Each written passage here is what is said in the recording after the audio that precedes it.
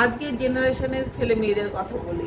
আমরা এক ধরনের, আমরা কোনোদিন বাবা মার অবাধ্য হইনি, বাবা মার কথা মতো চলেছি, বাবা মাকে ভয় করেছি, বাবা মাকে সম্মান করেছি। কিন্তু আজকের জেনারেশনে ছেলে মেয়েরা বাবা মার পরোয়া করে না। সেই জন্য আমি বলবো ছেলে মেয়েদেরকে তাদের মতো করে ছেড়ে দিন, কোনো মতামত তাদের ঘাড়ে চাপিয়ে দেবেন না। তারা যখন বড় স্বাবলম্বী হয়ে যাবে তখন কোনো মতামত চাপিয়ে দিলেই তারা মনে করবে তাদের আদেশ দিচ্ছি, তাদের উপদেশ দিচ্ছি, তাদের ধরে রাখছি। তারা আরও বেশি তিক্ততা তৈরি করবে, আরও তাদের ভেতর ক্ষোভ জমাবে। সেই জন্য তারা বড় হলে তাদের মতো করে ছেড়ে দিন।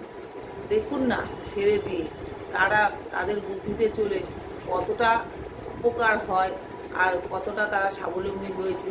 তারা নিজেরাই বুঝুক, তারা নিজেরাই বুঝতে শিখুক যে তারা একা চলার মতো হয়েছে কিনা।